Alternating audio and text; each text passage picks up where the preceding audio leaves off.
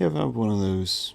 you ever have one of those situations where you want to say something, but for the life of you, those words aren't there? This could be one of those situations.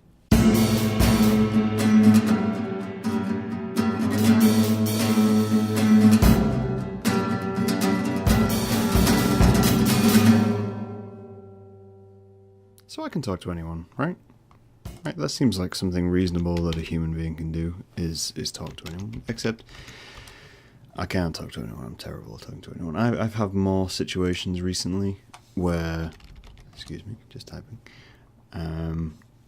Where I've had less words to say than was needed at any one time.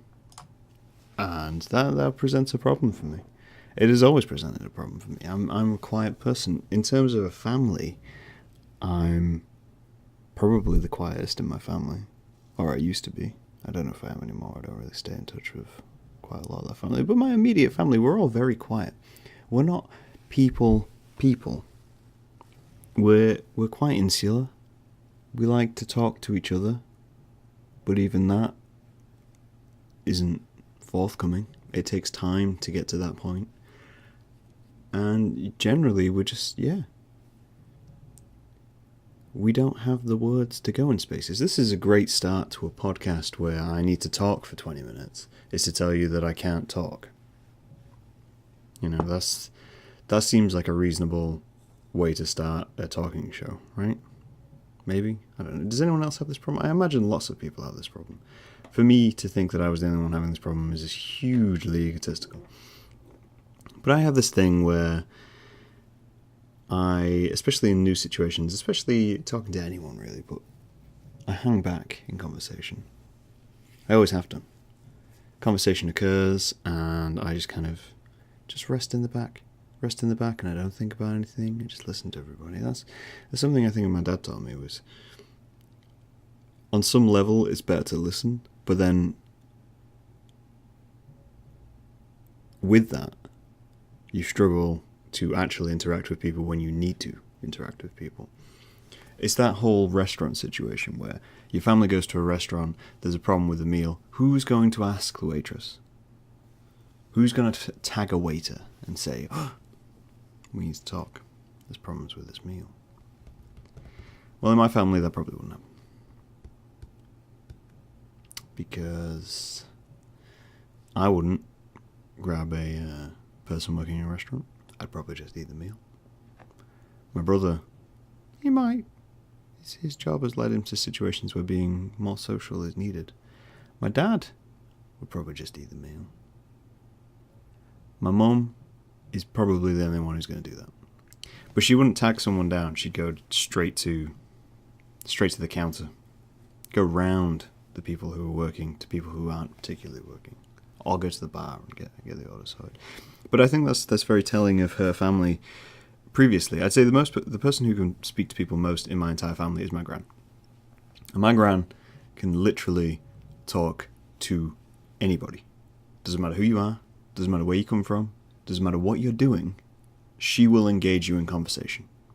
And if she's bored, she will engage you in conversation longer than you probably wanted to be engaged in conversation. And that is a traditional old person trait. But the point I'm making is that didn't rub off onto us. I mean, I can talk to most people, but I can't initiate conversation. That is the major issue. Well, not the major issue. There's much more major issues. My major issue within life is initiating conversation. And that is something I've never succeeded at. Excuse me, just pouring a coffee. See, coffee's a great buffer for conversation because it means you can hold your mug. You can stir it a little. A good stir going on. Gives you something to do with your hands. Makes it look like you're engaged when you ain't engaged in the conversation. The problem with this is, of course, is that I'm in a situation where I need to be social more recently, and I need to be more social, and I completely lack those skills. Because for my entire life, I have tried to avoid initiating conversation. I will happily happily talk to anyone about anything, as long as they come to me. I will wax lyrical about any subject in the world. Subjects I'm not even familiar with, I will learn about things by talking to other people, and that's one of the best ways to learn about things. But regardless of that fact, but it's that initial line. It's that kind of, even when I know there's a person I want to talk to, even when I know that line is there, and I'm thinking, yes, I need to engage with this person. I need to understand them, have a rapport with them. Pushing through that initial line is ridiculous, from my point of view. And if the person on the other side isn't forthcoming, and perhaps suffers from the same verbal disability that I have, then it's just never going to go anywhere. It's just going to be, it's two walls staring at each other. Not even staring at each other, because you'd both be awkward and just stare at the floor. I've come up with a few ways in the past to work around this. First off, of course, coffee. Offering someone coffee, offering someone beverages. That's what I do when people come to my house. If they come to my house, this is why every guest you see on this podcast has coffee, because they come to my house and I offer them coffee. It's my opener. It's the first way to get them to talk to me, because then we can discuss something which we have a mutual interest into. Of course, if they say I don't like coffee, then they should probably leave the house. But that's a whole other story. But in terms of being out in the public and talking to people, I don't know, it's a very hard thing to get past. And it's something which is heavily ingrained. I've as I say, I'm going back to my gran. I've been out on the street with her. Of course I have. I'm 27. I've spent time with my grandparents. And just watching her do it, it's like watching magic, in my opinion. But I think some of this rolls back to self-image. I mean, I have a huge thing in my head. I never want to seem intimidating, and I've been told by a lot of people that I'm not intimidating in any way, shape or form, but in my brain I don't believe it, because I'm 6'2" and bearded, and I never want to make anyone nervous. I never want to make anyone feel like I would feel trying to initiate a conversation. So to jump into a conversation as a confident person would be, in a way, an impossibility for me, because it would mean that I would have the upper hand in that conversation. And I don't want the upper hand at the start of the conversation. I'll have the upper hand later in the conversation, when there is jokes to be made and we're comfortable chatting to each other. But to begin with, I may as well be mute, because all I do is sit and look at the floor and try to interject, and then feel like everything I've said was pointless. And I realise that that's, in a way, that's insanity. It's reverse logic. If you've gone for coffee with someone and they've tried to engage you in conversation, clearly they want to hear something you have to say. Or at least they're being polite enough to engage you in conversation. So why wouldn't it's roundabout circular thinking, which interrupts me most of the time in my life. I imagine it interrupts quite a few people. You overthink things, and that's human nature, is overthinking to a point where you incapacitate yourself. Is that understandable to most people? Is that relatable? I imagine that's fairly relatable. I'd like to think that was fairly relatable. If that wasn't fairly relatable, that's when I need to start to worry. And that's where I need to likely condition myself in some manner to work through this. I think it's something which it's held me back in a lot of aspects of my life. For instance, we're talking to random strangers, trying to advertise my own work is hard, because I can't approach strangers. So, despite having work to show, or having ideas, getting past that initial barrier, not something I can really do. I've considered trying to find an agent or something like that, but then I have to actually have work to show them, and at the moment I don't really have any work which I think is worth anything, but that's a whole other lack of confidence issue. To that point, yeah, kind of approaching anyone to say, hi, I've got this idea, and, you know, as confident as you are in your work, if you can't get past that initial barrier, then you're just going to be stuck where you are, and that's where I currently am. I am stuck where I am because of my own failings within that aspect of society, within that ability. Most people will say that I'm easy to talk to, but those are people who I have met in situations where that initial conversation was an issue because we were introduced, which is the other way to get around it. We're getting to this point. This is why friends are important, because they can be used to iron out your social inadequacies. Social inadequacies is the word which is hard to pronounce. Oh, that's good coffee. Okay, maybe you shouldn't use friends in that way. Maybe you shouldn't exploit your friend's confidence in order to meet new people. But if they let you do it, if they're going to let you do it, perhaps you should. I'm not sure. It's like a mental block.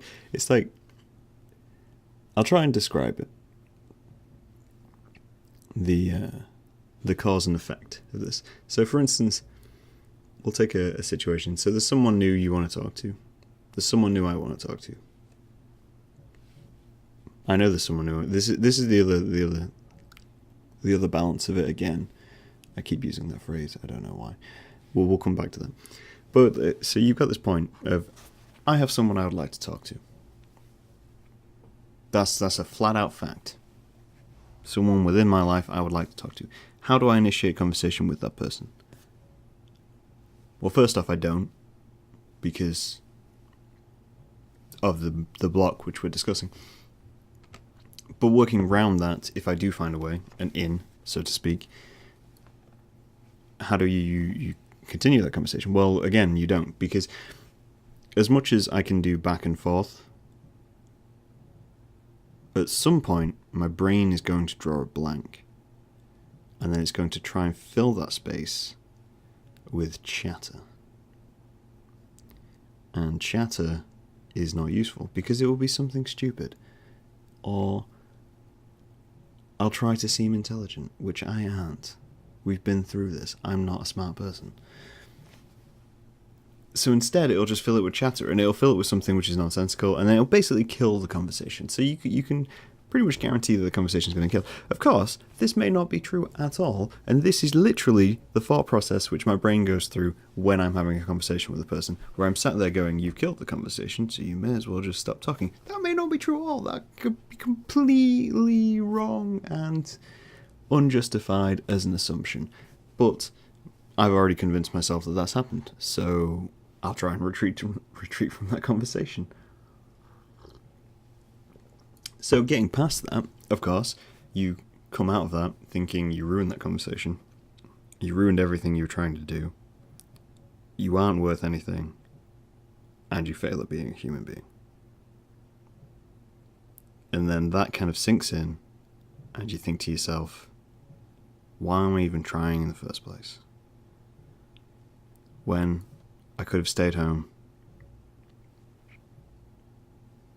and done something else, done something productive, than trying to do something which you can't do. Now, I'll let you in on a line. I am in that situation right now. My brain has already convinced myself that I've messed up. I won't let you in on the ins and outs, but that's the situation in my brain. I'm sat there in my head going, well, clearly you're a fuck up. So why are you even trying? But then at the same time, I've got this little box in the back of my head which says, you have all these things you could be doing. And if you hadn't spent time wasting it on being a fuck up, then maybe you could be doing those things. Now, that seems a lot like beating myself up, and it is beating myself up. It is pointlessly beating myself up, and I am very aware that it's pointlessly beating myself, but it doesn't change that matter. It's self-destructive behaviour, which stems from being unable to accept one's own social inadequacies. Again, hard word to pronounce. You can talk yourself in circular logic all day, but is there really any end point to it? Who am I telling this to? Am I saying this to you? Am I expecting myself to listen back to this podcast and say, "Graham, you kind of, you've reached yourself at a null point where you can't do anything because you already talked yourself out of doing things, and you've already reintroduced yourself to doing things." And then you're just going to do that again and again and again. And unless you change something, then perhaps that's never going to change. So is it more of a case of whether I can accept that for the rest of my life? When, in reality, all I need to do is be able to approach strangers with some simple, initial talk. But then I hate small talk.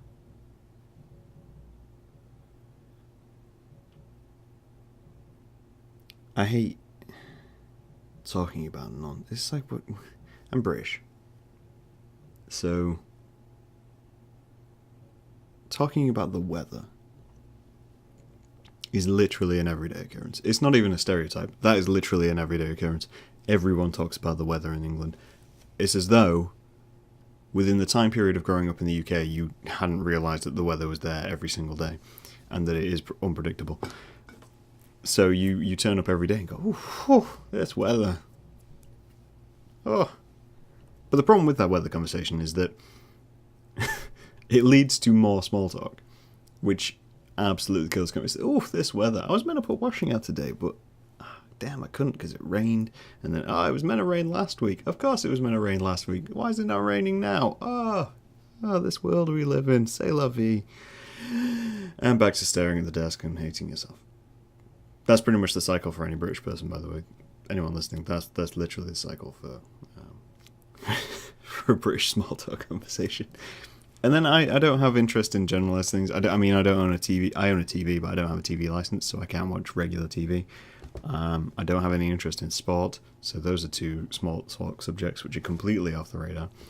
And yet it is impossible for me to walk up to someone and engage them about art. It's impossible for me to engage someone off the bat about, whatever literature I'm reading, because not everybody's interested in that, in the same way that I'm not interested in sport. And yet sport gets brought up to me a lot. And I'm not learning about sport just so I can talk to people. That's not happening. I'm not going to sit there and learn football for the sake of small talk. I'd rather be depressed.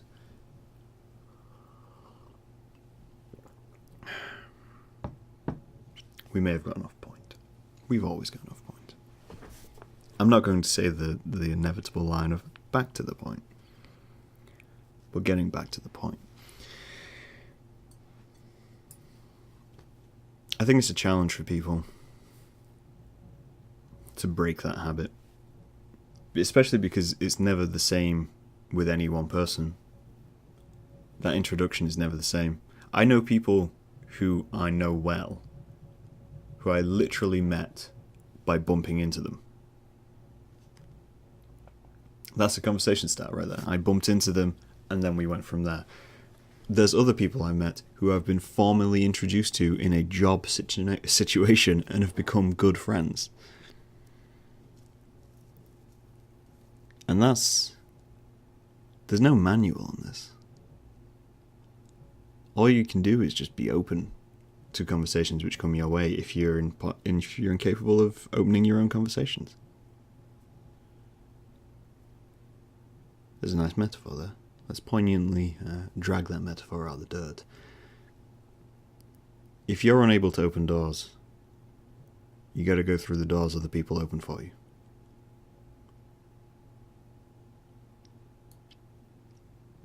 And that pretty much can describe my entire attempting to talk to people situation. is that if I'm incapable of opening them doors for myself, I have to rely on other people to open doors for me. And maybe one day I'll get to a point where I can do that for other people. That point's not right now. Because I'm carrying too much shit to make it through the door. And I hope that if you're going through a similar situation, you got someone to open that door for you. Or at least help carry the bags. I'll talk to you guys later.